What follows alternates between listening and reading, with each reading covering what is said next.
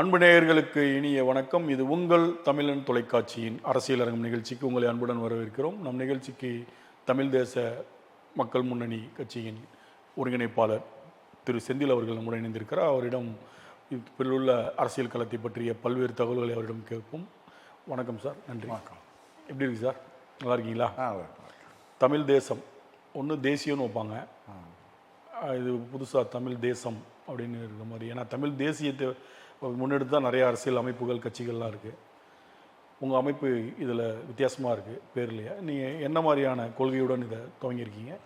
தமிழ் தேச மக்கள் முன்னணி இந்த அமைப்புடைய கொள்கை வந்து தமிழ் தேசியம் அடிப்படையில் ஒரு இடதுசாரி தமிழ் தேசிய அரசியல் இதை முன்னெடுக்கிறது தான் நம்முடைய ஒன்று.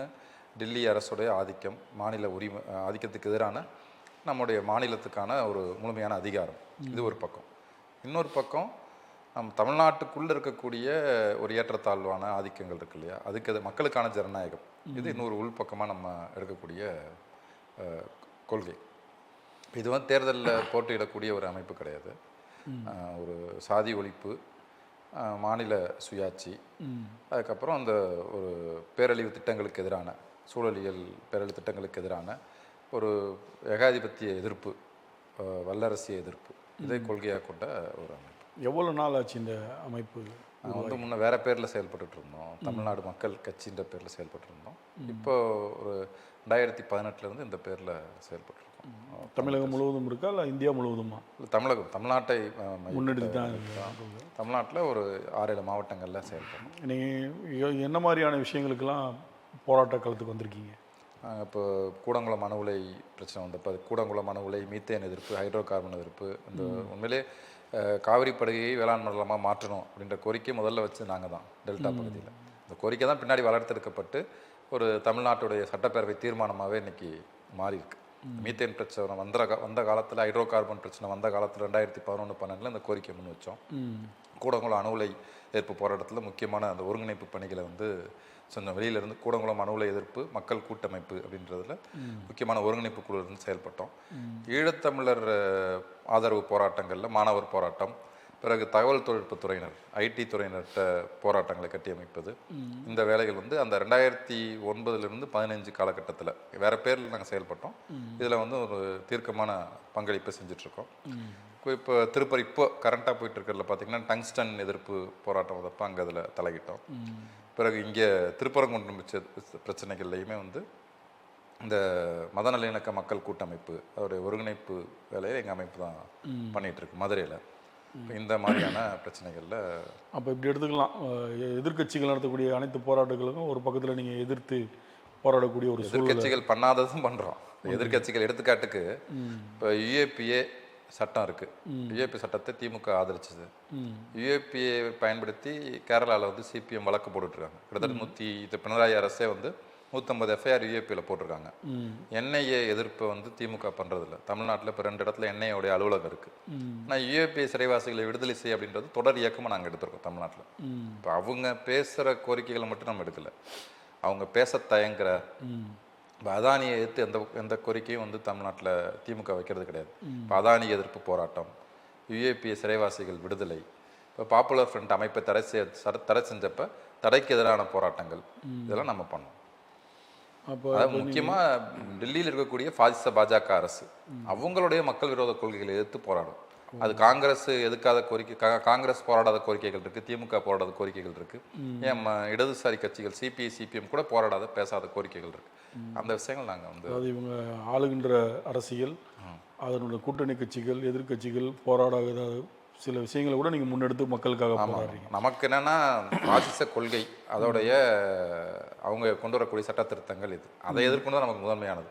இப்போ திமுக அணின்றது அவங்கள சில வரம்புக்குட்பட்ட விஷயங்கள் தான் எடுக்கிறாங்க, எல்லா பிரச்சனையும் எடுக்கிறது இல்லை. முக்கியமாக கார்பரேட்டுகள் எதிர்ப்பு எடுக்கிறது இல்லை. அப்புறம் முஸ்லீம்கள் மீது தீவிரமான ஒடுக்குமுறை வருதுன்னா, இப்போ திருப்பரங்குன்ற விஷயத்துலேயே பார்த்தீங்கன்னா சிக்கந்தர் தர்கால ஆடு கோழி பலியிடக்கூடிய பழக்கம் இருக்குது. அதை வந்து முஸ்லீம்களும் போய் வேண்டுதல் பலியிடுறாங்க, இந்துக்களும் போய் அங்கே பலியிடுறது இருக்குது. தமிழ்நாடு அரசு அறநிலையத்துறை சார்பாக நீதிமன்றத்தில் வழக்காடும் போது அந்த ஆடு கோழி பலியிடுவதற்கு வந்து அதுக்கு ஆதரவாக நிற்கல. யார் நிற்கல? அறநிலைத்துறை. அறநிலைத்துறை நிற்கல. இப்போ அது வந்து ஒரு நீதிமன்ற உத்தரவு மூலமாக அங்கே போய் யாரும் ஆடுகோழி பலியிடக்கூடாது, நேர்த்திக்கடன் செய்யக்கூடாதுன்னு இப்போ தீர்ப்பு வந்துருச்சு, தடுத்து நிறுத்தப்பட்டிருக்கு. அந்த இடத்துல திமுக அரசு வந்து இவங்களுடைய ஒரு கருத்தியல் ரீதியாக உறுதியாக, அது ஒரு 10 பேர் போய் கும்பிட்டா கூட அவங்களுடைய உரிமை, அந்த உரிமை பாதுகாக்கப்படணும், வழிபாட்டு உரிமை பாதுகாக்கப்படணும் அப்படின்றதுக்கு உறுதியாக நிற்காத ஒரு தடுமாற்றம் இருக்குல்ல. ஆனால் அதே நேரத்தில் நீதிமன்றம் உத்தரவு போட்டும் அந்த தீபம் ஏற்றக்கூடாதுன்னு ரொம்ப ஸ்ட்ராங்காக நின்றாங்களே திமுக. அதான் சொல்கிறேன், தீபம் ஏற்றக்கூடாதுன்றதில் உறுதி காட்டினாங்க. அதை நம்ம வந்து அவங்க உறுதி காட்டல அப்படின்னு நம்ம மறுக்கலை. அந்த பிரச்சனையுடைய ஒவ்வொரு தீர்ப்பாக வந்துட்டு இருக்கு. இந்த விஷயத்தில் உறுதியாக இருந்தாங்க. ஆனால் இந்த ஆடுகோழி பலியிடுன்ற விஷயத்தில் அதுக்கு அப்புறம் கூட பார்த்தீங்கன்னா சந்தனக்கூடு விழா இருக்கு இல்லையா, அதில் 50 பேர் தான் போகணும்னு சொன்னாங்க இவங்க. அப்புறம் அதில் ஒரு கொடி மரத்தில் கொடி கட்டியிருந்தாங்க. அந்த கொடியை போய் அறநிலையத்துறையிலேருந்து அவுத்துட்டாங்க. இந்துத்துவ சக்திகள் பிரச்சனை பண்ணி ஒரு அழுத்தம் கொடுத்தாங்கன்னா தடுமாறுறாங்க. இது பேக் ஃபேர் ஆயிடுமோ அது ஆயிடுமோன்னு சொல்லி தடுமாறுறாங்க. இப்போ இவங்க வந்து இஸ்லாமியர்களுக்கும் சப்போர்ட் இருக்கிற மாதிரி நடிக்கிறாங்கன்றீங்களா? நடிக்கிறது கிடையாது, இது நடிப்பு, பொய் உண்மைன்றது கிடையாது.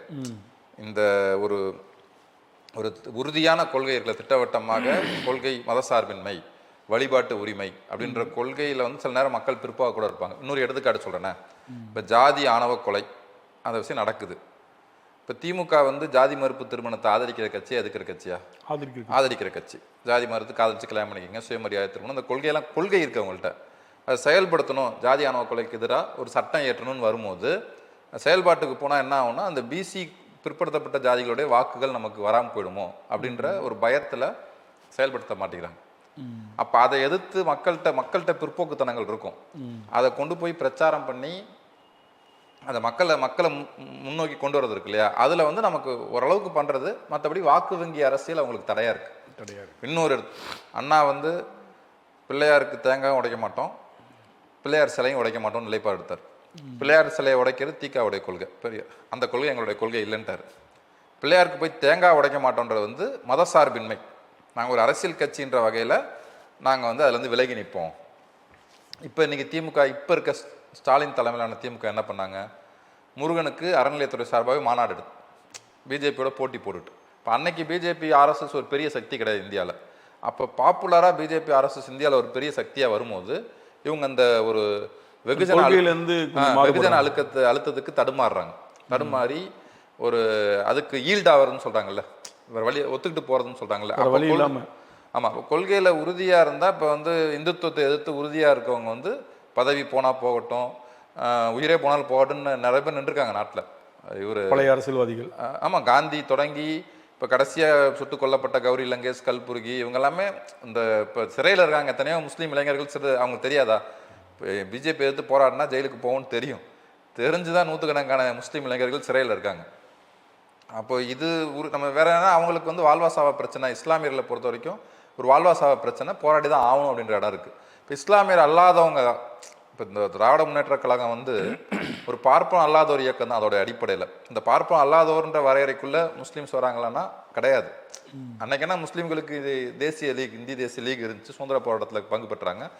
ஒரு முஸ்லீம்களே ஒரு விரிவான சமூக அடித்தளமாக கொண்ட இயக்கமாக சுயமரியாதை இயக்கம் தொடக்கத்தில் தொடங்கலை. சில பேர் முன்னோடிகளாக முஸ்லீம்கள் இருந்திருப்பாங்களே ஒழிய, அப்போ எப்போவுமே பார்ப்பனம் அல்லாதோர் ப்ளஸ் இஸ்லாமியர் கூட்டு அப்படி தான் திராவிட இயக்கம் அணுகியிருக்கு. அப்போ உங்களுக்கு வந்து முஸ்லீம்கள் இந்த பிரச்சனையை எதிர்கொள்கிறதுக்கும் திமுக ஒரு பார்ப்பனம் அல்லாத ஒரு இயக்கம், சமூக அடித்தளம் கொண்ட ஒரு கட்சியை எதிர்கொள்கிறதுக்கும் திட்டவட்டமான வேறுபாடுகள் இருக்குது. இப்போ முஸ்லீம்கள் வந்து சாவ பிரச்சனையை, அந்த போராட்டத்தை வந்து குடியுரிமை திருச்சட்டம் வருதுன்னா 4 கணக்கில் போராடுறாங்க. இப்போ திமுக வந்து ஓரளவுக்கு சாம்பியன், ஒரு உறுதி காட்டுற இடம் எங்கன்னா சமூக நீதி, இடஒதுக்கீடு, இந்த விஷயங்களில் அவங்க வந்து ஒரு எந்த அதாவது ஒரு இந்த வெளி அழுத்தங்கள், புற அழுத்தங்களுக்கு ஈல்டாகாமல் நிற்கிறாங்க. அது தவிர மற்ற எல்லா விஷயம், இந்த சமூக நீதி, இடஒதுக்கீடுன்றதை தாண்டி மற்ற விஷயங்களில் எப்போவுமே அவங்களுக்கு தடுமாற்றம் உண்டு. அதுவே இன்னும் தீவிரமாக கார்பரேட்டுகள் அப்படின்னு போகும்போது எந்த தடுமாற்றமும் இல்லாமல் கார்பரேட் ஆதரவுன்னு நிற்பாங்க. இப்போ இந்த இடைவெளிகள், இந்த இது இருக்கு இல்லையா, திமுக அவங்க தலைமையிலான அணிக்கு சில போதாமைகள் இருக்குது, இடைவெளிகள் இருக்குது. அந்த இடைவெளிகள் இல்லாமல் ஒரு முரணற்ற ஒரு ஜனநாயக அணி, பாசிச எதிர்ப்பில் ஒரு முரண்பாடு முரண்பாடுனா நான் மதசார்பின்மைக்காக நிற்பேன், ஆனால் யூஏபி எதிர்க்க மாட்டேன், இப்படி இருக்குல்ல. பிஜேபி மோடி எதிர்ப்பேன், ஆனால் அதானி எதிர்க்க மாட்டேன். மோடி வேறு அதானி வேறு கிடையாது. இப்போ நாடாளுமன்றத்தில் போய் மொதானி, MODA மொதானின்னு சொல்லி பதாகை பிடிக்கிறாங்க. இப்போ முந்தானேத்து ராகுல் காந்தி பேசும்போது கூட அதானின்றது ஒரு கார்ப்பரேட் நிறுவனம் மட்டும் கிடையாது, ஒரு நிதி மூலதன கட்டமைப்பு, அவங்க வேற ஆட்சியாளர் வேறன்னு கிடையாதுன்னு கேரளாவில் பேசியிருக்காரு. அப்போ இவங்க மோடி எதிர்ப்பாங்க, அதானி எதிர்க்க மாட்டாங்க. ஒரு அதானி கூட கொஞ்சம் விமர்சனம் பண்ணி பேசுவாங்க, ஆனால் மற்ற கார்பரேட்டுகளை விமர்சனம் பண்ண மாட்டாங்க. இப்படி ஒவ்வொரு இடத்துலையுமே அந்த தடுமாற்றங்கள் வந்து இவங்கள்ட்ட இருக்குது. அந்த அதுக்கு பேர் தடுமாற்றம்னு எடுத்துக்கலாமா இல்லை அரசியல்னு எடுத்துக்கலாமா? அரசியல் தான். தடுமாறினாலோ உறுதியாக நின்னாலோ சமரசம் பண்ணிக்கிட்டாலோ கைவிட்டு போனால் எல்லாமே அரசியல் தான். அவங்களுடைய கொள்கை வந்து ஒரு என்ன சொல்கிறது, அதோடைய போதாமை. தடுமாற்றன்றதை விட அவங்களோட இடைவெளி, இந்த கொள்கையில் உள்ள இதுதான் பின்தங்கிய நிலைமை தான். இப்போ எது தடுமாற்றம்னு சொல்லலாம்னா நான் சொல்லுவேன், சாதி ஆணவ கொலை விஷயத்தை தடுமாற்றம்னு சொல்லுவேன். ஏன்னா வந்து உனக்கு இப்போ அதிமுக வந்து சாதி ஆணவ கொலை பற்றி பேசவே மாட்டாங்க. ஏன்னா அவங்க இந்த தமிழ்நாட்டுடைய பிற்போக்கான விஷயங்கள் மேலே தான் அந்த கட்சி நிற்கிது. இப்போ ஜாதி பெருமைகள் அதெல்லாம் எடுத்து விமர்சனம் பண்ணி பேச மாட்டாங்க. ஆனால் இவங்க அதெல்லாம் விமர்சனம் பண்ணி பேசுவாங்க கண்டிப்பாக. ஆனால் செயல்பாடாக ஒரு சட்டம் ஏற்றணும் அப்படின்னா எங்கடா நமக்கு எதிராக போயிருமோன்னு பயப்படுவாங்க. இப்போ அதிமுகவோட ஒரு முற்போக்கான கட்சி இருந்தால் கூட பண்ண முடியும். இப்போ நம்ம இவங்களுடைய எல்லையை தீர்மானிக்கிறதுனா எதிரில் இருக்கவங்களுடைய கொள்கை மட்டம் எவ்வளவோ அதுதான் அவங்க எல்லையை தீர்மானிக்குது. அது தடுமாற்றம்னு சொல்லலாம். மற்றபடி யுஏபிஏ கார்பரேட் விஷயத்துலலாம் அவங்க கொள்கையை அவ்வளோதான் நான் சொல்லுவேன். ஜாதி சமூக நீதி அந்த விஷயத்தில் கார்பரேட் விஷயத்தில் ஒதுங்கி இருக்கிறதும் தடுமாற்றம் இருக்கிறதும் வேற என்ன காரணம் இருக்கும்? கார்பரேட் அவங்களே ஒரு கார்பரேட் கட்சி தானே. திமுக வந்து இப்போ நம்ம எப்படி என்ன சொல்லணும், திமுக ஏன் வந்து பிஜேபி இன்னைக்கு எதுக்க வேண்டிய தேவை இருக்குது? இப்போ அன்னைக்கு வந்து வாஜ்பாய் ஆட்சி காலத்தில் திமுக கூட்டணியிலே இருந்தாங்க. இப்போ இன்னைக்கு வந்து திமுக பிஜேபி எதிர்க்குது. அது வந்து ஒரு நீங்கள் சொல்கிறது போது வாஜ்பாய் இருந்த நேரத்தில் உள்ள பிஜேபியுடைய ஸ்டாண்டும் அது உள்ள ஒரு இதுவும் கொஞ்சம் வித்தியாசமாக இருந்தது. எல்லாத்தையும் அரவணைத்து போகக்கூடிய தலைவராக இருந்தார் வாஜ்பாய். வாஜ்பாய் காலத்தில் இந்த மாதிரியான பெரிய அதாவது சிறுபான்மையினர் யாரும் பெருசாக இந்தியா முழுவதும் பாதிக்கப்பட்டதா வரலாறு இல்லை. அதுக்கப்புறம் நீங்கள் எடுத்து பார்த்தீங்கன்னா மாற மாற இவங்க வளர வளர வாஜ்பாய் இறந்ததுக்கு பின்பு அப்படியே இது வந்து பார்த்திங்கன்னா மோடி அமித்ஷா அவர்கள் கையில் வரும்போது அப்போ தான் இந்த சிறுபான்மையின எதிர்ப்பு வலுவாக இருக்குது இல்லையா? குஜராத் சம்பவமாக இருக்கட்டும், நிறையா நம்ம படிச்சிருக்கோம், பார்த்துருக்கோம், கேட்டிருக்கோம். அதனால் இப்போ வந்து திமுகவின் நிலைப்பாடு வந்து அன்றைக்கி ஆதரவு கொடுத்த நிலைப்பாடு இன்றைக்கி மாறி மோடி பிஜேபியை வந்து கடுமையாக எதிர்க்கிறதா ஒரு ஸ்டாண்ட் எடுத்துருக்கலாம் இல்லையா? அது ஒரு காரணமாக இருக்கும்னு சொல்கிறேன். இல்லை அது காரணம் இல்லை. இப்போ ஒரு கதை சொல்கிறேன் நான். செங்கிஸ்கான் பற்றி கேள்விப்பட்டிருப்பீங்க. செங்கிஸ்கான் கூட ஒரு மந்திரி ஒருத்தர் இருப்பார். ஒரு கதையில் படித்தா இன்னொரு தம்பி ஒருத்தர் இருப்பார். தம்பி எப்போவுமே வந்து போர்லாம் கூடாது, நம்ம வந்து அமைதி வழியில் இது பண்ண முடியும்னு ஒரு பௌத்த கருத்து இது பண்ணுவார். இப்போ ஒரு சீன மன்னன் வந்து செங்கிஸ்கான்கிட்ட உதவி கேட்டு வருவான். இந்த மாதிரி நீங்கள் எனக்கு உதவி பண்ணு, எனக்கு எதிராக நிறைய படையெடுப்புகள்லாம் இருக்குது அப்படின்ட்டு. அவன் கேட்டு சரி பார்க்குறோம், நாங்கள் பரிசீலித்து சொல்கிறோன்னு சொல்லி கூட இருக்கவங்களாம் பேசிப்பாங்க. பார்த்தி அவ்வளோ பெரிய மன்னன் நம்மள்ட்ட உதவி கேட்டு வந்திருக்கான் அப்படின்ட்டு. அவன் இன்றைக்கி நெருக்கடியில் இருக்கான், அதனால் உதவி கேட்டு வந்திருக்கான். உண்மையிலே அவன் நெருக்கடியில் இல்லாமல் பலமாக இருந்தான்னா நம்ம மேலே படையெடுத்து வந்திருப்பான் அப்படின்னும். இங்கே வந்து என்ன பண்ண முடியாதுன்றது வந்து அவங்களுடைய பலம் தான் தீர்மானித்த ஒழிய அவங்களுடைய நல்லெண்ணங்களோ நற்குணங்களோ கிடையாது. வாஜ்பாயால் மோடி அமித்ஷா மாதிரி இந்த கொள்கைகளை அன்னைக்கு செயல்படுத்தக்கூடிய வலிமையில அவங்க இல்லை. அன்னைக்கு 17 கட்சி கூட்டணியில் தான் அவங்க இருந்தாங்க. அப்போ அந்த ஒரு மெஜாரிட்டி இல்லாதனால மெஜாரிட்டி இல்லை. அவங்க அந்த அது நான் ஒன்று அடித்து சாப்பிட்ற வலிமையில இல்லாதனால நான் ஒன்று சாப்பிடல. அப்போ நான் வந்து ஒன்று சாப்பிடல. இதுதான் வாஜ்பாயும் மோடியும் ஒரு ஈக்குவல் தான் சொல்றீங்க. அப்படி சொல்ல வரல, நம்ம இது எப்படி புரிஞ்சுக்கணுன்றக்காக சொல்கிறேன். அதாவது நான் என்ன சொல்கிறேன்னா, வாஜ்பாய் அன்னைக்கு நாங்கள் மெஜாரிட்டி இல்லை அதனால எல்லாத்தையும் அது ஒரு காரணம். அதாவது ஒருத்தன் ஏன் ஆர்எஸ்எஸ்ஸோ பிஜேபியோ என்ன அவங்க ஏன் இன்னைக்கு இப்படி நடந்துக்கல அப்படின்னா அவங்க அந்த வலிமையில இல்லை. ஒன்று கட்சியா. ஆனால் இந்தியாவுடைய அரசியல் பொருளாதார நிலைமை இருக்கு இல்லையா, அன்னைக்கு அதானி அம்பானி மாதிரி ஒரு மிகப்பெரிய உலகளாவிய போட்டி போடக்கூடிய கார்பரேட்டுகள் இல்லை. 1990 தான் உலகமே தாளமயத்துக்கு போகிறோம். இன்னைக்கு வந்து ஒரு சாதாரணமாக ஒரு 100 கோடி ரூபா சொத்து வச்சிருக்கேன், சாதாரண கவுன்சிலர் வரைக்கும் இருக்கான்ல, இந்த அளவுக்கான பணப்பழக்கம் 100 கோடி 1000 கோடி 10,000 கோடி இதெல்லாம் ஒரு சாதாரண விஷயம். 50,000 கோடி அப்படின்றது சாதாரண விஷயமா எப்படி ஆச்சு அப்படின்னா உலகமே தாராளமயம் தனியார் மயக்கம் தான் ஆகுது. உலகமே தாராளமயம் 90லேருந்து அமல்படுத்த தொடங்கி சிறுக அந்த பெருமுதலாளிகள் வளர்ச்சி அடைகிறாங்க. இப்போ 2000 இது மாதிரி உலகம் முழுக்க வெளியில் போய் போட்டி போடக்கூடிய வகையில் முதலாளிகள் வளர்ச்சி அடையலை. இப்போ இன்னைக்கு அதானி வந்து இப்போ வங்கிகளை மெர்ஜ் பண்ணி நிதி மூலதனத்தை திரட்டி இந்தியாவுக்கு வெளியில் முதலீடு செய்யக்கூடிய, இந்தியாவுக்கு வெளியில் போய் போட்டி போடக்கூடிய ஒரு பேய் பசி கொண்ட ஒரு கார்பரேட்டுகள் இன்னைக்கு தான் உருவாயிருக்காங்க. அதில் ஒரு டாட்டாவும் முதலீடு பண்ணுறாரு, வேறு முதலாளிகளும் பண்ணுறாங்க. ஒரு இந்திய முதலாளிகள் இந்தியாவை தாண்டி போய் தொழில் முதலீடுகள் பண்ணுற அளவுக்கான ஒரு வளர்ச்சி வந்து இந்த 30 ஆண்டுகளில் தான், இந்த 2010 தான் ஏற்பட்டிருக்கு. அந்த பலம் தான் ஆர்எஸ்எஸ்க்கு இன்னைக்கு பலம். இப்போ 1925 ஆர்எஸ்எஸ் தொடங்கிருச்சு. அன்னைக்கு ஆர்எஸ்எஸ் வந்து அன்னைக்கு இந்தியாவில் கார்பரேட்டுகள் கிடையாது. இந்துத்துவன்ற லட்சியம் ஆர்எஸ்எஸ் லட்சியம் தான், கார்பரேட்டுகளோட லட்சியம் கிடையாது. ஏன்னா கார்பரேட்டுகள்லாம் இந்தியாவில் பெரிய கார்பரேட் முதலாளிகள்லாம் உருவாகிறதுக்கு முன்னாடியே ஆர்எஸ்எஸ்னு ஒரு அமைப்பு உருவாயிடுச்சு 1925. அன்னைக்கு அவங்க யாரோடைய ஆதரவாளர்களாக இருந்தாங்கன்னா டாடா பிர்லா ஆதரவாளர்கள் இல்லை. அன்னைக்கு சிறு சிறு மன்னர்கள், சமஸ்தானங்கள், மிகவும் பிற்போக்கான, காங்கிரஸுக்கு பின்னாடி இருந்ததை விட பிற்போக்கான நில உடைமையாளர்கள், இவங்க ஆதரவாளர் தான் இருந்தாங்க. அன்னைக்கு ஆர்எஸ்எஸ் பெரிய அமைப்பு கிடையாது, 40 பெரிய அமைப்பு கிடையாது, 1950 கிடையாது, 60 கிடையாது. அவங்க கொஞ்சம் கொஞ்சமாக 70க்கு பின்னாடி தான் வளர ஆரம்பிக்கிறாங்க. 71 தான் குஜராத்தில் ஆட்சிக்கு வராங்க முதல்ல. அப்போ 80க்கு பிறகு தான் கார்பரேட்டுகள் அவனை ஆதரிக்க தொடங்குறான் பெரும் முதலாளி. அது வரைக்கும் ஒரு பெரிய அமைப்பே கிடையாது. அப்போ வந்து இந்த இன்னைக்கு உள்ள வாஜ்பாய் காலத்துக்கும் மோடி காலத்துக்கும் என்ன வேறுபாடு? முதல்ல அடிப்படையான வேறுபாடு, அதானி அம்பானி மாதிரி ஒரு பெரிய ஆள் கிடையாது இன்னைக்கு பிஜேபி பின்னாடி. ஒன்று. ரெண்டாவது வேறுபாடு, அன்னைக்கு பிஜேபி வந்து இந்த அளவுக்கு வலிமையாக கிடையாது, ஒரு கட்சியா. அது ரெண்டாவது வேறுபாடு. மூணாவது வேறுபாடு, அன்னைக்கு எதிர்கட்சிகள் இந்த அளவுக்கு பலவீனமாக கிடையாது.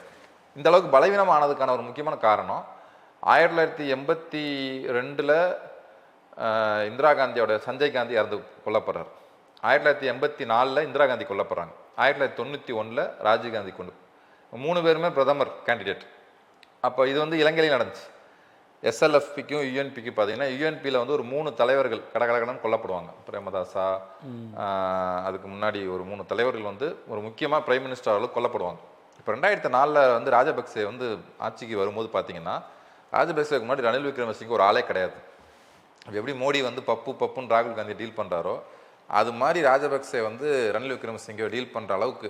ரணில் விக்ரமசிங்கே ஒரு நரி மாதிரி, ஜெயவர்தனாவுடைய மருமகன். ஆனால் ராஜபக்சே அதோட பெரிய அனுபவம் உள்ளாள். அப்போ அவன் ரொம்ப வலிமை இல்லாத ஒரு எதிர்கட்சி ஆகிடுது. அப்போ தான் இவங்களுக்கு ஒரு தீவிர பாசிச குணம் வந்து இந்த பக்கம் ஈழத்தமிழரில் காலி பண்ணுறாங்க. அவங்களுக்கு ஒரு வலுவான எதிர்கட்சி இருந்துச்சுன்னா கூட அவனால் அவ்வளோ வேகமாக கொண்டு போயிருக்க முடியாது.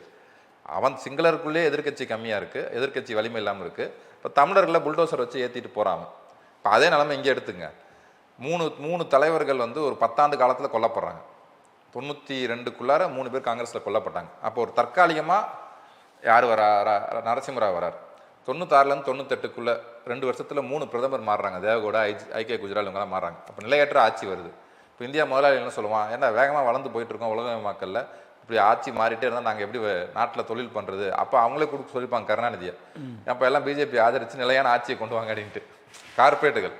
அப்போ 98 to 2004 காலன்றது இந்த நிலையின்மை எங்கேருந்து தோன்றுதுன்னா, ஒரு பக்கம் காங்கிரஸில் கேண்டிடேட்டே இல்லை இது பண்ணி நிற்கிறதுக்கு. அப்போ தான் பிஜேபிக்கு ஒரு ஸ்பேஸ் வந்து கிடைக்குது. 2004 திருப்பி மன்மோகன் சிங் வராரு, இவங்க 10 ஆண்டு முடிஞ்சு. இப்போ பார்த்தா இப்போ 2014 பார்த்தீங்கன்னா மோடிக்கு முன்னாடி ராகுல் காந்தி ஒரு லீடரே இல்லை அப்படின்ற மாதிரி ஒரு நிலைமை இருக்குது. அப்போ 3 காரணம். பொருளாதாரத்தில் அம்பானி அதானி மாதிரி ஒரு பெரிய நிதி மூலதன சக்தி வந்து அன்னைக்கு இல்லை, இன்னைக்கு இருந்தாங்க. 1. 2வது, அன்னைக்கு பிஜேபி இந்த அளவுக்கு மக்கள் திரள் செல்வாக்கு கூட நாடாளுமன்ற எண்ணிக்கையோடு கிடையாது, இன்னைக்கு அந்த எண்ணிக்கையில். 3வது, எதிர்கட்சிகள் இந்த அளவுக்கு வலிமை இல்லாமல் பலவீனமாக அன்னைக்கு கிடையாது, இன்னைக்கு வந்து எதிர்கட்சிகள் பலவீனமாக இருக்குது. எல்லா இடத்துலையுமே பலவீனமாக, மாநில கட்சிகள் கூட தாக்கு பிடிக்க முடியாமல் இருக்குது. இந்த 3 முக்கிய வேறுபாடுகள் அன்னைக்கு நிற்குது. நான் என்னன்னு சொல்லுவேன்னா, இந்திரா காந்தி காலத்தை எமர்ஜென்சி சர்வாதிகாரம் அப்படின்னு சொன்னால் கூட அதை ஒரு பாசிசமாக வரையறுக்க மாட்டோம். இதே பிஜேபி ஆட்சி பண்ணி, இதே பிஜேபி ஆட்சி வாஜ்பாய் ஆட்சியாக இருந்தால் கூட அந்த காலகட்டத்தை இதே மாதிரி நெருக்கடின்னு சொல்ல மாட்டேன் நான் அன்னைக்கு. ஏன்னா இந்த நிலைமைகள்லாம் அப்படி இருக்கும். இப்போ இன்னைக்கு வந்து இந்த அதானியோடைய அதிகாரமும் இவனுடைய மோடி அமித்ஷா இவங்களுடைய ஒரு பாப்புலர், அவங்கள வந்து சாதாரண கிராமம் வரைக்கும் மோடி நல்லவர் என்ன போய் சொன்னாலும் இன்றைக்கும் தமிழ்நாட்டில் பேசுகிறவங்க இருக்க தான் செய்கிறாங்க. மோடி வந்து அவர் என்ன மக்களுக்காக தியாகம் ராத்திரி பகலமாக உழைக்கிறாரு, இது பண்ணுறாரு, பாவம் அப்படின்ற மாதிரி ஒரு கருத்து இருக்குல்ல. இப்போ இவங்களுடைய charismatic leadership, Modi Amit Shah leadership, இதெல்லாம் இணைஞ்சு தான் அவங்களுக்கு இந்த அதாவது எப்படி சொல்லணும்னா, ஆர்எஸ்எஸோடைய ஒரே தேசம் அப்படின்ற கனவும், அம்பானி அதானியோடைய ஒரே சந்தை, இந்த 2 இணையுது. ஒரே தேசம் ஒரே சந்தை. இந்த ஒரே தேசம் ஒரே சந்தையை உருவாக்குறதுக்கு ஒரே மொழி ஒரே மதம். இப்போ ஒரே தேசம் ஒரே மொழி ஒரே மதம், அதுதான் இந்து ராஷ்டிரம், இந்து ராஷ்டிரம். அது யாருக்கு, கார்பரேட்டுக்கு ஏன் அது தேவை அப்படின்னா, ஒரு சந்தையை உருவாக்குறதுக்கு அது தேவை. எவ்வளோக்கு ஒரு சந்தை, ஒரு கீழே இருந்து மேலே வரைக்கும் ஒரு விரிவான சந்தை உருவாக்கப்படுதோ அவ்வளோக்கு வேகமாக ஒரே தேசம் உருவாகும். ஒரே தேசம் உருவாக ஒரே சந்தை உருவாகும். இது மியூச்சுவலி ஒரு அண்டர்ஸ்டாண்டிங் மாதிரி மியூச்சுவலி காம்ப்ளிமெண்ட்ரி. ஒன்று மற்றொன்றுக்கு துணை செய்து ஒன்றை மற்றொன்று வளர்த்துக்கிட்டே போகும். இது வளர வளர இது வளரும், வரப்புயர நீர் உயரும் அப்படின்ற மாதிரி ஒன்றை ஒன்று துணை செஞ்சு மேலே போயிட்டே இருக்க மாதிரியான இந்த ஒரே தேசம் ஒரே செய்து இந்த இணைப்பு வந்து 1998 2004 காலகட்டத்தில் நடக்கல. மற்றபடி இது வந்து ஒரு இதுவா. ஆனால் ஒரு தனி மனிதர்கள் வாஜ்பாய்க்கும் மோடிக்கும் என்ன வேறுபாடு, தனி மனிதர்களில் டிஃப்ரென்ஸ் இருக்கான்னு டிஃப்ரென்ஸ் இருக்குது. இப்போ நமக்கு மேற்கத்திய ஆய்வுகளில் இந்த தனி மனிதர்களுடைய இப்போ ஒரு அதிபர் வராரு, புட்டின் வராரு, ஜிபிங் வராரு, நேதன்யாகு இருக்காருன்னா இப்போ அமெரிக்கா மேற்குலகத்தில் அவங்களுடைய உளவு பிரிவுலாம் இந்த தனி மனிதனுடைய கேரக்டர்லாம் ஸ்டடி பண்ணுவாங்க. அவனுடைய பர்சனாலிட்டி என்ன, அவன் எப்படி முடிவெடுப்பான், அவன் என்ன பேக்ரவுண்டுன்னு ஸ்டடி பண்ணுவாங்க. அதுலேருந்து அவங்க முடிவெடுக்கிற ஸ்டைலை வந்து கணிப்பாங்க. அதுக்கேற்ற மாதிரி கொள்கை அந்த டாக்டிக்கல் முடிவெல்லாம் எடுப்பாங்க. இவன் நாளைக்கு உடனே டக்குன்னு போருக்கு வருவானா, கீழே படை இறக்குவானா, ட்ரம்ப் எப்படி யோசிப்பாரு ஸ்டடி பண்ணுவாங்க. அப்படி ஒரு தனி மனித ஸ்டடியாக பார்த்தோம்னா மோடிக்கும் வாஜ்பாய்க்கும் வெவ்வேறு எதுக்கு சொல்லலாம். வாஜ்பாய் ஒரு தலைவர் அப்படின்ற வகையில் அவருடைய உருவாக்கம் பார்த்தீங்கன்னா அந்த சுதந்திர போராட்ட காலத்திலேருந்து வந்தவர். சுதந்திர போராட்டம் அதுலேருந்து உருவான ஒரு வலதுசாரி. அந்த காலகட்டத்தில் எவ்வளோ 2ஆம் உலகப் போர், எவ்வளோ அழிவு, உலகம் முழுக்க மனித உரிமை, ஒரு இந்த பேச்சுகள், சுதந்திரம், விடுதலை, அந்த பக்கம் ஐநா சபை உருவாகுது. அதுக்கப்புறம் பிரிவினை கால துயரங்கள் இந்த 48ல், பிறகு எவ்வளோ வியட்நாம் போர், எவ்வளோ விஷயம் உலகத்தில் நடந்திருக்குல்ல. இப்போ இந்த உலக சூழலுடைய விளைபொருளாக உருவானவர் தான் வாஜ்பாய். ஸோ அதில் வந்து அவருக்கு அந்த மென்மைக்கான ஒரு தோற்றம் கிடைக்குது இல்லையா, அது வந்து அவர் எந்த காலத்தின் விளைபொருள்ன்ற பொறுத்து. மோடி பார்த்தீங்கன்னா அப்படி ஒரு சாரம் கிடையாது. இப்போ நீங்கள் சொல்லிட்டு இருக்கும்போது சொன்னீங்க வாஜ்பாய்க்கும் மோடிக்கும் நிறைய வித்தியாசம் இருக்குன்னு, அதை பற்றி கொஞ்சம் எக்ஸ்பிளைன் பண்ணுங்க. அதாவது வாஜ்பாய் ஒன்று முக்கியம் வந்து அந்த காலத்திற்கும் இந்த காலத்திற்குமான வேறுபாடு, இதுதான் அடிப்படையானது. அந்த காலம் நம்ம சொல்றது வந்து அடிப்படையில் பொருளாதாரத்தில் நடந்திருக்க மாற்றம். முதலே சொன்னேன் நான், அது பிஜேபிக்கு ஏற்பட்ட வளர்ச்சி, எதிர்கட்சிகளுக்கு ஏற்பட்ட வீழ்ச்சி, இந்த மூணும் தான் வந்து ஒரு பிஜேபி இன்னைக்கு ஒரு அளவு கொண்டு வந்து வச்சிருக்கு. இந்த அளவுக்கு இந்த காலத்தை இவ்வளோ உக்கிரமாக்குறதுக்கு, கொடுமையாக்குறதுக்கு இதுதான் காரணம் அப்படின்றதான் சொன்னது. மற்றபடி நபர்களாக வாஜ்பாய்க்கும் மோடிக்குமான அனலைசிஸ் பண்ணுறது, இப்போ மோடியுடைய ஒரு அதிகார போக்கு, அதிகார வெறி, மோடி அமித்ஷா டீம், இந்த இப்போ வாஜ்பாய் அதானி டீமை விட இந்த டீம் வந்து ஒரு இந்தியாவே வெற்றி கொள்ளணுன்ற வகையில் செயல்படுறாங்க. அவங்க ஒட்டுமொத்த இந்தியாவே ஒரு படையெடுத்து பிடிக்கிற மாதிரி தான் அவங்க வந்து இது பண்ணுறாங்க. அது குஜராத்தில் இருந்து அந்த டீம் உருவாகி வந்திருக்கு. குஜராத்லேருந்து வந்த ஒரு நான் நினைச்சது மாதிரி நிறைய இடத்த பிடிச்சிக்கிட்டே தான் வராங்க. அவங்க வந்து ஏன்னா அதாவது இந்த ஒரு டீம் செட் ஆகிடுச்சுன்னு வச்சுக்கோங்களேன், வலதுசாரியோ இடதுசாரியோ, இந்த டீம் செட் ஆகி அடுத்தடுத்து அடித்து முன்னேறி போகிறாங்கன்னா அது ஒரு ஆட்டம் ஆட தான், அந்த டீமுடைய பலம் தான். இப்போ இந்த டீமை உடைச்சாதான் நீங்கள் அதை நிறுத்த முடியும். இது வந்து ஆர்எஸ்எஸ், பிஜேபி எல்லாம் தாண்டி இந்த வெற்றிக்கு வந்து அதை வந்து அதாவது என்ன சொல்கிறது, 10 அடி பாய வேண்டிய இடத்துல 20 அடியாக பாயறது இருக்குல்ல, 10 அடி பாய முடியும். இப்போ இவங்க இந்த டீம் வேகமாக போய்கிட்டு இருக்கு, நல்லா இது பண்ணிகிட்டு இருக்கு அப்படின்னு நீங்கள் சொல்லும்போது இதே மாதிரி ஒரு டீம் எதிர்கட்சிகளால் ஏன் உருவாக்க முடியல? ஆமாம், இவங்களுக்கு வந்து ஐடியாலஜிக்கலாக ஒன்று வந்து இவங்க கருத்தியெல்லாம் ஒரே தேசம் ஒரே சந்தை, இந்து ராஷ்டிரம், இந்த ஐடியாலஜி இவங்களை வந்து அதில் ஒரு மையம் இருக்குது ஐடியாலஜியாக. ரெண்டாவது, இது குஜராத்லேருந்து இந்த டீம் உருவாகி ஒரு 25 வருஷம் 30 வருஷம் ஒரு டீம் வந்திருக்குது. இப்போ எதிர்கட்சிகள்கிட்ட அந்த கோர்வை இல்லைல்ல. பிரச்சனை வந்து அவங்க வந்து ஒரு இந்திய தேர்தலை, ஒன்றிய அரசோட தேர்தலை பார்க்குறதும், மாநில அரசோட தேர்தலை பார்க்குறதும், மாநகராட்சி தேர்தலை பார்க்குற வரைக்கும் அவங்களுக்கு வந்து எல்லாத்தையுமே அதிகாரத்துடைய வெவ்வேறு மட்டமாக பார்க்குறாங்க. இப்போ இது எல்லாத்தையுமே அதிகாரத்தை கன்சால்டேட் பண்ணுறதுக்கு எல்லாத்தையுமே வந்து சண்டை போட்டு எடுக்கிறாங்க. ஆனால் இந்த பக்கம் எதிர்கட்சியில் பார்த்தீங்கன்னா இப்போ எடுத்துக்காட்டு திமுகவுடைய அதிகபட்ச லட்சியம் என்னவா இருக்கும்? அதிகபட்ச லட்சியம் தொடர்ந்து ஆட்சியில் இருக்கணும்னு இருக்கும். திமுக அதிகபட்ச லட்சியம் என்னன்னா, ஒன்றிய அரசுல மோடி இருக்காரோ இல்லையோ, நம்ம இங்கே இருக்கணும், நம்ம தொடர்ந்து ஸ்டாலின் வந்து தான் தொடர்ந்து ஆட்சியில் இருக்கணும், தன் காலத்தை பிறகு தான் பையன் இருக்கணும். ஒரு ஆட்சியில் இல்லை அப்படின்னா ஆட்சிக்கு வரணும். இவங்களுடைய அதிகபட்ச இதுதான் வந்து திரிணாமுல் காங்கிரஸுக்கு இருக்கும். இதுதான் வந்து மாநில கட்சிகளுக்கு அதை தாண்டி ஒரு விஷன் இல்லை தலைவர்களுக்கு. இவங்க பிரச்சனை. காங்கிரஸுக்கு வந்து இந்திய அதிகாரம் தான் முக்கியம், அதுக்கு அப்படியே போகணுன்ற மாதிரி அவங்களோட எண்ணம் இருக்கும். ஆனால் பிஜேபி அப்படி பார்க்கறது இல்லையே. பிஜேபி ஒன்றிய அதிகாரம் வேணும், மற்ற மாநில அரசுடைய அதிகாரம் வேணும், இது எல்லாத்தையும் அதிகாரத்தையும் குவிச்சாதான் இந்த நாட்டை வந்து குறுக்கு நெடுக்கமாக மாற்றி அமைக்க முடியும்னு அவன் பார்க்குறான். இப்போ திமுக அதிகபட்சமாக இவங்க இந்த தமிழ்நாட்டை தக்க வச்சுட்டா போதுன்ற அளவுக்கு தான் பார்ப்பாங்க. அதில் என்ன ஒரு முரண்பாடுனா, மோடி அமித்ஷா ஆட்சியில் தொடர்ந்து கொண்டே இருந்தால் இன்னைக்கு இல்லாட்டி நாளைக்கு இல்லாட்டி நாளை மறுநாள் அவங்க தமிழ்நாட்டிலேயே ஆட்சியை பிடிப்பாங்க. அது யாராலையும் தடுக்க முடியாது. ஆமாம், இந்த உலகை படைத்த ஆண்டவனே வந்தாலும் தடுக்க முடியாது. நினச்சிட்டு இருக்காங்க மோடி இருக்க வரைக்கும் நம்ம வந்து ஆட்சியில் நீடிக்கலாம், மோடியை காட்டி நீடிக்கலாம்னு நினைக்கிறாங்க. அவங்களுக்கு இருக்கக்கூடிய அதிகார பலம், அவங்களுக்கு இருக்கக்கூடிய மூலதனம் பணபலம் அதுக்கு முன்னாடி இப்போ திமுகவுக்கே அவ்வளோ பணபலம் இருக்கனால எவ்வளோ நாள் தாக்கு பிடிக்கிறாங்க. பணபலமும் கார்ப்பரேட் பலமும் கட்டமைப்பும் இருக்கனால தாக்கு பிடிக்கிறாங்க. ஆனால் இதுவே நிரந்தரமாக இருக்க முடியாது. இப்போ அதிமுக அந்த கட்டமைப்பு இல்லாதனால தான் அந்த அவங்களோட போயிட்டாங்களோ?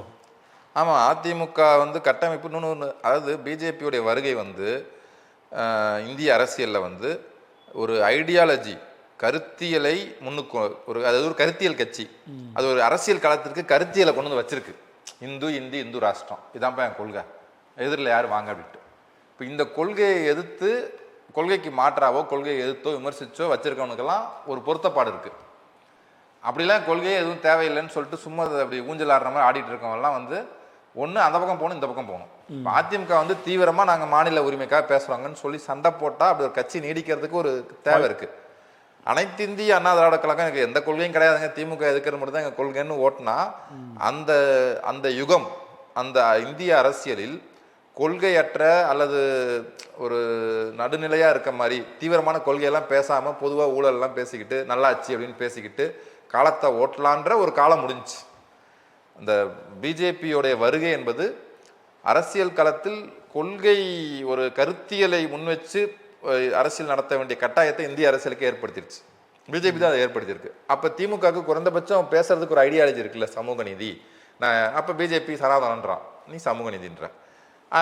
ஒற்றையாட்சி, டெல்லிக்கே அதிகாரம், நீங்கள் மாநில உரிமையெல்லாம் பேசாதீங்க, இதெல்லாம் பிரிவினைவாதன்றான். இல்லை நான் மாநில உரிமை பேசுவேன்னு நீ சொல்கிற. இப்போ இந்த வெல்ஃபேர் மத்தியில் கூட்டாட்சி மாநில சுயாட்சி அப்படின்னு இப்போ வெல்ஃபேரிசம் மக்களுக்கு இலவசங்கள் கொடுக்கறதுலாம் கூடாது, அதெல்லாம் தேர்தல் வாக்குறுதியாக இது பண்ணுறீங்க நீங்கள், இவங்கெல்லாம் ஊழலை மறைக்கிறதுக்காக பண்ணுறாங்கன்னு பிஜேபி பேசினார். யார் 2019 வரைக்கும் மோடி பேசினாரு. அப்புறம் அவங்களே இவங்க வர வேண்டியது இலவசம் கொண்டு போய் அவங்க மாநில கட்சிகளுக்கு கொடுத்ததெல்லாம். ஏன்னா அவங்க இவங்களோட மாநில கட்சியோட போட்டி போகிறதுக்கு வேறு வழி இல்லைன்ற இடத்துக்கு நாங்கள் வந்தோம். ஆனால் அவங்களோட அடிப்படை கொள்கைன்றது இதை கட் பண்ணுன்றதான், இலவசங்கள்லாம் கூடாது, மானியங்கள் இலவசங்கள் கட் பண்ணுறது தான். அந்த கொள்கை இவங்க இப்போ சீமான் பேசுகிற மாதிரி இல்லை இவங்க மோடி பேசுகிற மாதிரி அது வெறும் பொதுவாக மக்களை இலவசம் மக்களுடைய அவன் பணம் அது. இந்த உபரியும் வரியும் உற்பத்தியும் மக்களுடைய சொத்து. அதில் குழந்தைக்கும் முதியவர்களுக்கும் பெண்களுக்கும் சமூகத்துக்காக உழைச்சிட்டு இருக்கவங்களுக்கும் எடுத்து கொடுக்க வேண்டியது அரசுடைய கடமை. கண்டிப்பாக அது ஒன்றும் போடுற பிச்சை கிடையாது. அப்போ இது உலகமே தாராளமே தனியார்மை கொள்கையோடைய பகுதி. எதையும் சும்மா கொடுக்கக்கூடாது, உன் கையில் எந்த பொறுப்பும் அரசு கையில் இருக்கக்கூடாது, எல்லாத்தையும் தனியார் மயமாக்கு, தண்ணியை வீகி, சாப்பாட்டை வீகி, கல்வியை வீகி, மருத்துவத்தை விற்கணும் அப்படின்ட்டு எல்லாம். இது no free service by state, அரசு எல்லாத்தையும் விட்டு ஓரமாக போ, நாங்கள் தனியார் பார்த்துக்கிறோன்றது தான்.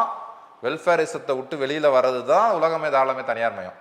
அதை தான் இவங்க கடைப்பிடிக்கிறாங்க, அதுதான் இவங்க சொல்கிறாங்க, பிஜேபி கையில் எடுக்கிறது. அது ஏன்னா இப்போ பாருங்கள், ஒரு எடுத்துக்காட்டுக்கு எம்எஸ்பி குறைந்தபட்ச ஆதார விலை வேணும் விவசாயிகள் போராடினாங்க. அது பிஜேபி முடியாதுங்க, சாத்தியம் கிடையாதுன்னாங்க. ஏன்னா ஒரு 80,000 கோடியோ எதுமோ எக்ஸ்ட்ரா ஒதுக்கணும் பட்ஜெட்டில். குறைந்தபட்ச ஆதார விலையை நிர்ணயம் பண்ணி விவசாயிட்டு பொருளை வாங்கணும் அப்படின்னா பணத்தை கொடுக்கணும். 1 லட்சம் கோடி நான் விவசாயிகளுக்கு ஒதுக்க தயாராக இல்லை, ஆனால் நீ 25 லட்சம் கோடி ரூபா கார்பரேட்டுகளுக்கு ரத்து பண்ணியிருக்கே. அப்போ இந்த பணத்தை மக்களுக்கு செலவு பண்ண போறியா, கார்பரேட் செலவு பண்ண போறியா? ஆனால் 25 லட்சம் கோடி நீ அவங்களுக்கு ரத்து பண்ற, 1 லட்சம் கோடி ஒதுக்குறதுக்கு நீ யோசிக்கிற குறைந்தபட்ச ஆதார விலைக்கு. அப்போ எல்லா பிரச்சனையோட மையம் என்னன்னா, இந்த நாட்டுடைய வளங்களும் குவியக்கூடிய பணமும் அதானிக்கு போறதா, விவசாயிக்கு போறதா, அதானிக்கு போறதா, படிப்புக்கு போறதா, அதானிக்கு போறதா, மருத்துவத்துக்கு போறதா, அதானிக்கு போறதா, பெண்களுக்கு போறதான்றது தான் கொள்கை. இப்போ அதை அதானிக்கு அதானி கார்பரேட்டுகளுக்கு மடை மாற்றணும், உங்களுக்கு போறதெல்லாம் கொஞ்சம் கொஞ்சமாக குறைக்கணும் அப்படின்றது இவங்க பிஜேபி பண்ணுறாங்க. இப்போ இவங்க குறைந்தபட்சம் திமுக ஒரு குறைந்தபட்சம் இந்த வெல்ஃபேர் கொள்கைகள், மக்கள் நல கொள்கைகளை வச்சிருக்காங்க. அப்போ இது மாதிரி பிஜேபியோட கொள்கைக்கு மாற்றா சில கொள்கை என்கிட்ட இருக்குன்னு சொல்றதுனால அவங்க இருக்கிறதுக்கான ஒரு பொருத்தப்பாடு இருக்கு. ஏதோ இருக்கிறதுக்கான நிலைமை இருக்கு. நம்ம 2 பேர் 3 பேர் இருக்கோம், நீங்க ஒன்று பேசுறீங்க, அதுக்கு எதிராக பேசினா அப்போ இது இருக்க வரைக்கும் அது இருக்கும். பாமக தீவிரமா ஜாதி ஆதிக்க அரசியல் பேசிட்டு இருக்க வரைக்கும் அதுக்கு எதிராக விசிகா இருக்கும். ரெண்டும் ஒரு கயிறு கட்டிட்டு இருக்க மாதிரி. அவங்க அவங்க ஒன்றும் எல்லாம் போயிட்டாங்கன்னா இவங்களுக்கு நெருக்கடி வரும். இவங்க வேற எதை பத்தி அரசியல் பண்ண முடியும்? அப்ப அவரை காமிச்சுதான் இவங்க அரசியல் பண்ண முடியும், இவங்களை காமிச்சு அவங்க பண்ணுவாங்க. அப்ப இந்த எதிரும் புதிருமானது தான் நீடிக்க முடியும் ஒரு பொருள். திருடன் இருந்தா தான் போலீஸுக்கு. ஆமா. அப்ப அதிமுக யாரு திருடனா போலீஸா? நீ ஒண்ணு உன் கொள்கை கரைஞ்சு போய் பிஜேபியோட பகுதி ஆகணும். இப்போ அதான் நடந்துட்டு இருக்கு. இப்போ அடுத்த தேர்தலெல்லாம் பிஜேபி காலி பண்ணிடும். ஏன்னா பல மாநிலங்களை நம்ம பார்த்துருக்கோம். உத்தவ் தாக்கரே கட்சியிலேருந்து ஒடிசா இப்போ பார்த்துருக்குறோம்.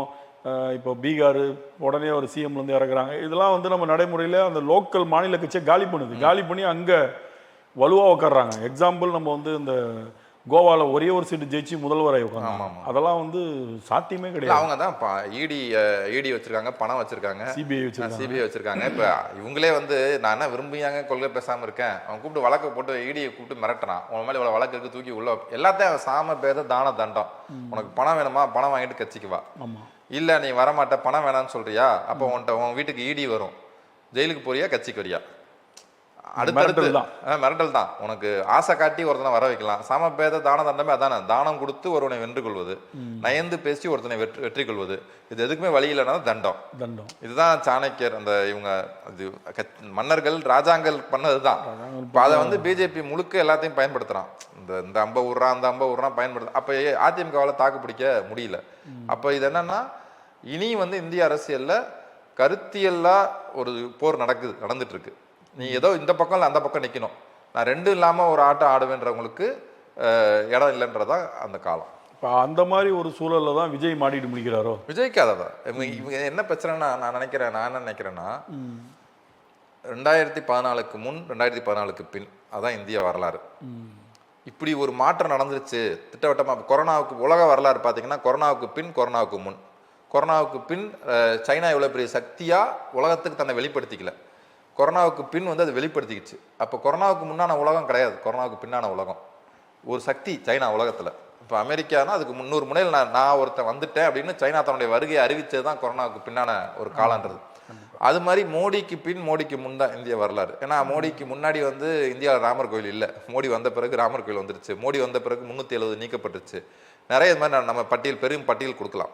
இப்போ இந்த மாற்றத்தை வந்து ஒரு திட்டவட்டமான மாற்றம்னு இன்னும் அவங்க புரிஞ்சுக்கல. அது திமுக மற்றவங்களுக்கே அந்த பிரச்சனை இருக்குது.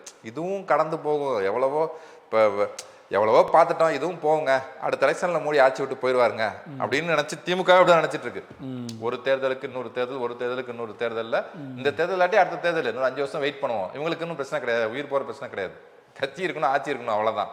அப்போ அப்படிதான் அதிமுக புரிஞ்சுக்கிறாங்க, விஜயெல்லாம் புரிஞ்சு வச்சுருக்காங்களே ஒழிய இது வந்து ஒரு இந்த நாட்டை போட்டு உலுக்கிட்டு இருக்கு. இப்போ வாஸ்கோடகாமா இந்தியாவுக்குள்ளே வந்த பிறகு ஐரோப்பியர்கள் உள்ளே வந்தாங்க, ரயில் போட்டாங்க, ரோடு போட்டாங்க. இந்தியாவே இந்த 500 வருஷமாக போட்டு உழுக்குறாங்கல்ல, குலத்தொழில் முறை போச்சு, எல்லாமே ஐரோப்பிய மயமாயிடுச்சு, உலகமே ஐரோப்பிய மயமாயிடுச்சு. வாஸ்கோடகாமா வருகைக்கு பிறகு இந்தியாவும் ஐரோப்பியமாக இருக்குது. இந்த மாற்றங்கள்லாம் நடந்திருக்குன்றதே நம்ம தன்னுணர்வோடு இந்த மக்கள் புரிஞ்சுக்கிட்டாங்களான்னு தெரியாது. கண்டிப்பாக. அது மாதிரி மோடி வருகைக்கு பிறகு நடந்திருக்க அரசியல் மாற்றங்களை வந்து மக்கள் புரிஞ்சுக்கிறாங்களோ இல்லையோ, புரிய வைக்கிறதே இல்லை யாரும். நம்ம வந்து வேற ஐரோப்பியர்கள் மயம் ஆயிட்டோம், இந்த உலகத்துல இருக்கோம். அப்போ உண்மையிலேயே ஜாதி கடைபிடிக்க முடியுமா, ஜாதி மாதிரி கல்யாணம் பண்றது தடுக்க முடியுமா? அது ஐயோ தடுக்க முடியலன்னு சொல்லும் போது தற்கொலை பண்ணிக்கிறான், இல்லை சொந்த பொண்ணே கொல்றான். ஏன்னா அவங்க இந்த மாற்றம் நடந்திருக்கு, தடுக்கவே முடியாது. 4 பேர் மக்கள் ஒன்னா போய் புலங்குற இடத்துல காதலிப்பான், கல்யாணம் பண்ணுவோம், நடக்க தான் போகுது, தடுக்க முடியாது. ரயில் ஓடிட்டு இருக்கு, நீ குறுக்கு வேற திசையில ஓட முடியாது அப்படின்றத அவங்க எப்படி புரிஞ்சுக்க முடியலையோ அவங்களால. அது மாதிரி இவங்க கட்சிகள் அதிமுக, விஜய் இவங்கெல்லாம் என்ன நினைக்கிறாங்கன்னா, இது மற்றும் ஒரு எப்பவும் போல இது ஒரு காலம், அது மாதிரி நினைக்கிறாங்க. இது அப்படி இல்லை. நீ ஒன்று இப்போ விஜய்க்கே இப்போ மறுநாள் நான் நினைக்கிறது வந்து வேட்புமனு தாக்கல்லே வந்து எவ்வளோ குளறுபடி பிஜேபி பண்ண போகிறான்னு பாருங்க. அவன் ஒரு ஜனநாயகம் படத்தை ரிலீஸ் பண்ணல.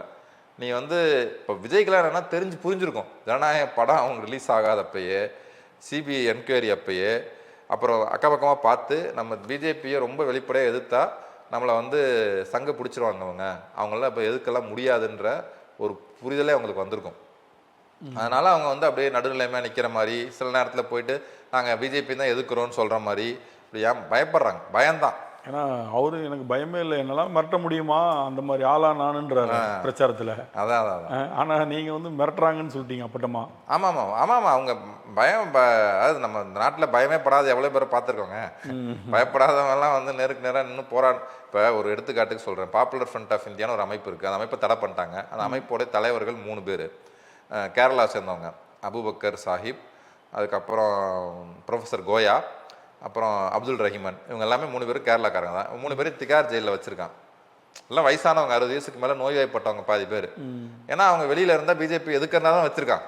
பிஜேபி எதுக்காமல் நம்ம சும்மா இருக்கோம்னா அவங்கள விட மாட்டாங்க. உண்மையிலே பிஜேபி எதுக்கிறவன் நமக்கு உயிர் போகும், ஜெயிலுக்கு போவோம், வழக்கு வரும், ரைடு வரும், என்ஐஏ வரும், இதெல்லாம் தெரிஞ்சு குடும்பத்தை பிரிஞ்சிருக்கணும், இதெல்லாம் தெரிஞ்சு எதிர்த்து அதுக்கான விலையை கொடுக்குறவன் ஒரு நாட்டில் இருந்துட்டு தான் இருக்கான். அவனையும் நம்ம பார்த்துட்டு தான் இருக்கோம். அவன் பெரிய தலைவர் மாதிரி அடையாளமாக இல்லாமல் இருக்கலாம், சாதாரணமான ஆள் மாதிரி இருக்கலாம், ஆனால் அவங்கெல்லாம் இருந்துட்டு தான் இருக்காங்க. இப்போ ஃபாதர் ஸ்டான் சாமிக்கு தெரியாதா நம்மளை என்னைக்கா தூக்கி உள்ளே வைப்பான்ட்டு? இல்லை உள்ளே வச்சுட்டு சாய்பாபாவுக்கு தெரியாது, செத்து போன சாய்பாபாவுக்கும் ஸ்டான் சாமிக்கு தெரியாதா, இல்லை அதுக்கப்புறம் இருக்கக்கூடிய பீமா கரகன் வழக்கில் இருந்தவங்கலாம் தெரியாதா? என்னைக்கு இருந்தாலும் ஏதோ வழக்கில் நம்ம உள்ள வைப்பாக்குன்னு தெரியும். பயப்படாமல் எதுக்குறவெல்லாம் அவன் தான். எவன் வந்து உள்ள டீலிங் போட்டு எதுக்குறானோ வந்து இப்போ செந்தில் பாலாஜி வரைக்கும் 2 வருஷம் ஜெயிலில் இருந்தாப்புல இருந்துட்டு தானே எதிர்த்தனால தானே அவர் சரண்டரா இருந்தா அன்னைக்கு அவர் விட்டுருப்பாங்களே.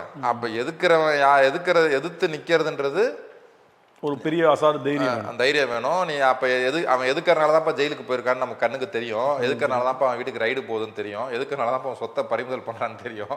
இதெல்லாம் நம்ம கண்ணுக்கு நேரடியாக தெரியுமா? இந்த மாதிரி உண்மையில எதுக்குறவெல்லாம் என்னெல்லாம் சந்திச்சுட்டு இருக்கான். இப்போ அரவிந்த் கெஜ்ரிவால் எதிர்த்தாரு, ஜெயிலுக்கு போனாரு, வழக்கு போட்டான், கோர்ட்டில் நடத்தி ஃபேஸ் பண்ணி வந்து நான் ஊழல் பண்ணிட்டேன்னு சொல்லி கண்ணீர் விட்டு அழுதார். அவரு நாட்டு மக்கள் முன்னாடி உணர்ச்சி வசப்பட்டு பிரயோஜனம் எல்லாம் முடிஞ்சு போச்சு, அழுது ஒன்றும் ஆக தீர்ப்பே மாறி போச்சு, மக்கள் தீர்ப்பே மாறி. அப்போ பாருங்க, அவங்க வந்து அதே அரவிந்த் கெஜ்ரிவால் வந்து காஷ்மீர் 370 நீக்கும் போது ஆதரிச்சாப்புல. அப்புறம் திருப்பி டெல்லி அரவிந்த் கெஜ்ரிவாலே பிஜேபி ப்ராடக்ட் தானே உருவாக்கப்படும் போது அன்னைக்கு காங்கிரஸை வீழ்த்துறதுக்கு அரவிந்த் கெஜ்ரிவால் மாதிரி அண்ணா ஆசிரியர் மாதிரி ஆட்கள் தேவைப்பட்டாங்கல்ல. நாங்கள் டைரக்டா எதிர்த்தா மக்கள் பெருசா அதை எடுத்துக்க மாட்டாங்க. உங்களை மாதிரி ஆளுங்க புதுசா போய் எதிர்த்தா ஒரு மாற்றம் வரும்னு, அந்த மாற்றத்துக்கு முக்கிய காரணம் அண்ணா ஆசிரியம் ஒரு ஆள் தானே. இன்னைக்கு கதறாரு அவரு. அண்ணா ஆசாரிய போராட்டத்துக்கு பின்னாடி இப்ப இன்னைக்கு இந்தியாவுடைய தேசிய பாதுகாப்பு அஜித் தோவல் இருக்காருல்ல, அந்த போராட்டத்தை பின்னாடி இருந்து இயக்குனதே அஜித் தோவல் தான். அந்த anti India against corruption movement பின்னாடி இருந்து மூளையாருந்து செயல்பட்டது இன்னைக்கு இந்தியாவுடைய NSA நேஷனல் செக்யூரிட்டி அட்வைசரா இருக்கக்கூடிய அஜித் தோவல் தான். இவங்க வந்து என்னன்னா அதான் அரவிந்த் கெஜ்ரிவால் ஒன்று நீ பிஜேபி எதுக்கணும், இல்லை பிஜேபியோட கரைஞ்சு போயிடணும். இந்த 2 தாங்க இருக்க சாய்ஸ். இதை புரிஞ்சுக்கிட்டவங்க மட்டும்தான் செய்யல செத்து முடி. ஆமா, புரிஞ்சுக்கிட்டவங்க மட்டும்தான் அரசியலை நீடிக்க முடியும், இந்திய அரசியலை நீடிக்க முடியும் இனி வரும் காலம். ஆமா, நான் 2க்கு இடையில வந்து நிக்கிறேன் அப்படின்னு சொன்னா ஒன்று அவன் கரைச்சிருவான் ஒன்று, இல்லைன்னா நீ அரசியல் அர்த்தம் இழந்து போயிடுவ. நீ இருப்ப ஒரு மூலையில் இருப்ப. புதிய தமிழன் கிருஷ்ணசாமி என்னன்னாரு, அங்கங்கே போனார் வந்தார், தேவையானப்ப பயன்படுத்தினா. பிஜேபி வந்து பயன்படுத்தி தூக்கி போட்டு போகிறதுலையும் பெரிய அது அவங்க பயன்படுத்தி தூக்கி போடுறதுல தான் அவங்க எக்ஸ்பர்ட். அதுல தேவைப்படுற 1-2 பேரை கையில வச்சுப்பாங்க, மீதெல்லாம் கிளம்புன்றுவாங்க. அவன் அதுக்கு OPS ஓட நிலைமை என்ன? ஆமா, டிடிவி தினகரன் நிலைமை இப்போ வேறு வழி இல்லாமல் கூட்டு வந்து உள்ள விட்டுருக்காங்க. பட் ஆனாலும் இந்த தேர்தலில் அவருக்கும் முடிஞ்சிட்டு, சசிகலாவுடைய எதிர்காலம் என்ன ஆகிப்போச்சு, செங்கோட்டையின் எதிர்காலம் என்ன ஆகிப்போச்சு. அப்போ இவரெல்லாம் போய் அங்கே டெல்லியில் பேசினாரு, கொண்டாரு வந்தார். ஆனால் எங்கேயுமே அவங்கள சேர்க்கல. நீ அங்கே போய் இங்கே போய் அனுப்பிச்சி விட்டாங்க. இன்னைக்கு ஆனால் பூஜ்ஜியமாயிட்டாங்க. 50 ஆண்டுகள் 55 ஆண்டுகள் அரசியல் இருந்து இன்னைக்கு ஒன்றுமே இல்லை. சிவசேனா பாருங்க, அவங்க பாதி பிஜேபி கொள்கை தான் அவங்க கொள்கை, மராத்தி இந்துத்துவம் தான் கொள்கை. இப்போ நானே வந்துட்டேன், நீ எதுன்னு தனியாக வந்து சிவசேனா ஒரு கட்சின்னு, அங்கே சிவசேனான்ற கட்சி இருப்புக்கு அர்த்தமே இல்லாமல் போயிடுச்சு. இந்த தேசிய NCP நேஷனல் காங்கிரஸ் பார்ட்டி யாருமே பிஜேபி உறுதியை மம்தா பானர்ஜி உறுதியை எதிர்க்கிறனால அவங்களுக்கு ஒரு அர்த்தம் இருக்கு, CPM எதிர்க்கிறனால அர்த்தம் இருக்கு, திமுகவும் நீ நேருக்கு நேர் எதிர் அப்படின்னு சொல்றதுனால அர்த்தம் இருக்கு. அப்படி சொல்லலை எடப்பாடியை விஜய் சொல்றதுக்கு அவங்களுக்கு 24 தேர்தலில் கடந்து முடிஞ்ச பாராளுமன்ற தேர்தலில் சொன்னாரு. அதோட தான் கூப்பிட்டு பேசி ஃபைல்லாம் காமிச்சோன்னே கூட்டணியே கிடையாது இனி வரும் காலங்கள்னாரு. ஒரே ராத்திரியில நிலையை மாத்திக்கிட்டாரு. ஆமா, இவங்க அது வந்து அதான் சொன்னோம்னா இன்னைக்கு ஏன் திமுக அன்னைக்குள்ள வேறுபாடு என்னன்னா, பிஜேபி அதாவது இந்தியான்ற கட்டமைப்பில் இந்த இந்தியாவை வந்து சாப்பிட்றது இருக்குல்ல, இந்தியாவில் உள்ள மக்களை சாப்பிட்றதுல இந்த பெருமுதலாளியோட பகுதியாக திமுகவும் இருக்குது.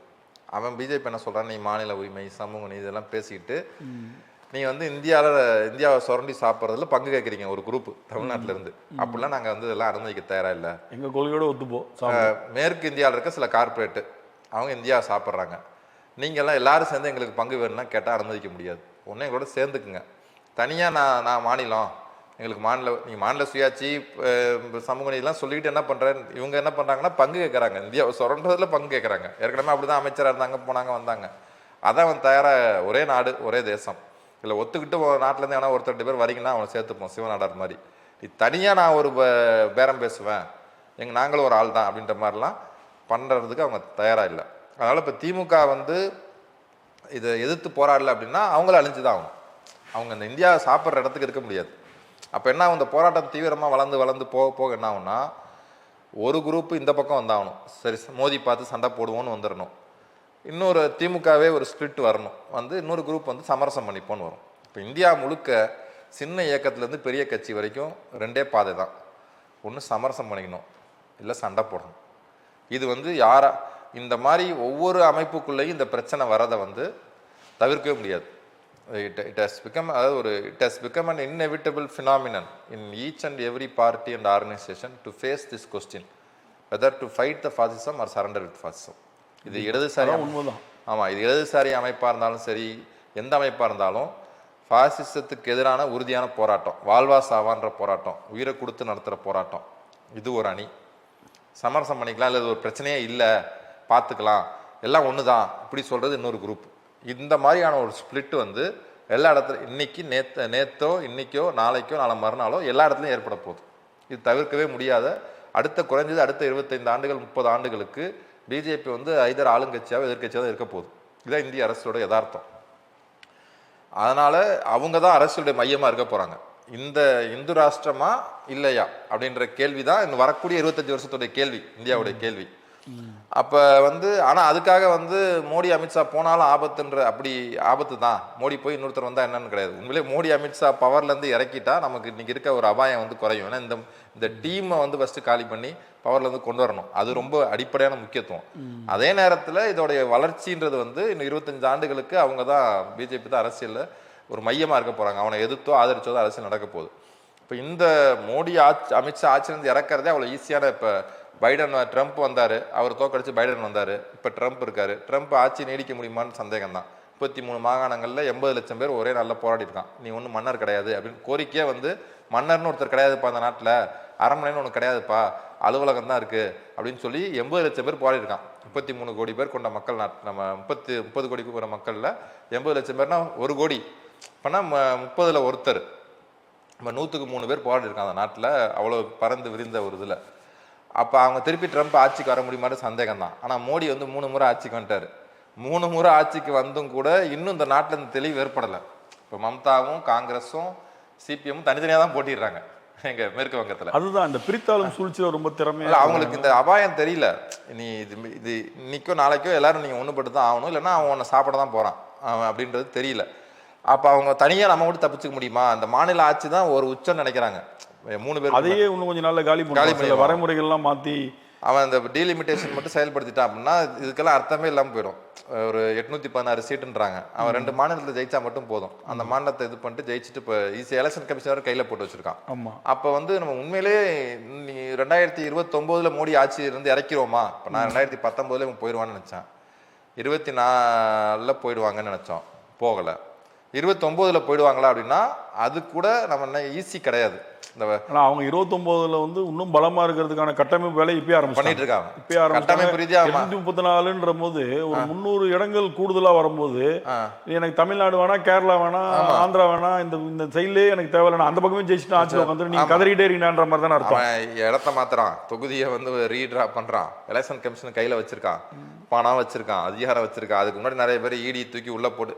சரி, 2029 சாத்தியமானு தெரில. 34, அதாவது இது வந்து இவங்களை ஆட்சியிலேருந்து அப்புறப்படுத்துறன்றதே வந்து ஒரு வாழ்வாசாவா போராட்டமா, ஒரு 2ஆம் சுதந்திர போராட்டமா மாறுறதுக்கு கூட வாய்ப்பு இருக்கு. அது அதை நோக்கி தான் போய் எனக்கு புலப்படுறது என்னமோ அப்படிதான் போயிட்டு இருக்கு. இப்போ பல தலைவர்கள் 70 வயசு 80 வயசு ஆனவங்கெல்லாம் வந்து கிட்டத்தட்ட வந்து இது வாழ்வாசாவா போராட்டம், உயிரை கொடுத்தாது தடுக்க வேண்டிய இடம்ன்றத சில பேர் புரிய ஆரம்பிச்சிட்டாங்க இப்போதான். ஆமாம், சில பேர், அது கட்சிக்காரன் கிடையாது, இந்த அறிஞர்கள், இந்த நாட்டு மக்களுடைய, இந்த நாட்டை நேசித்தவன், மக்களை நேசித்தவன்லாம், இது வந்து நம்ம உயிரை கொடுத்தா இது தடுத்தாகணுன்ற இடத்துக்கு, அவன் யாரும் சாகும் போது இதை பார்த்துட்டே சாகணுன்ற இடத்துல அவங்க இல்லை. கண்டிப்பாக சார், நீங்கள் இவ்வளோ நேரம் நம்மளுடைய அரங்கத்துக்கு வந்து பல்வேறு தகவல்கள், அதாவது நாட்டின் எதிர்காலத்தை பற்றி, எப்படி இப்போ இருக்குது அரசியல், பிஜேபியுடைய அரசியல் எப்படி, இங்கே உள்ள லோக்கல் அதிமுக அரசியல், திமுக அரசியல், பல்வேறு கட்சிகளை பற்றிய ஒரு பெரிய ஒரு ஆய்வு மாதிரி நிறையா பதில்கள் சொல்கிறீங்க. உங்கள் நேரத்தை வரைக்கும் இங்கே வந்ததுக்கு ரொம்ப நன்றி சார். மீண்டும் அடுத்த அரசியல் அரங்கம் நிகழ்ச்சியில் வேறொரு சிறப்பு விருந்தினருடன் சந்திக்கும் வரை உங்களிடம் விடைபெறுகிறேன். நன்றி, வணக்கம்.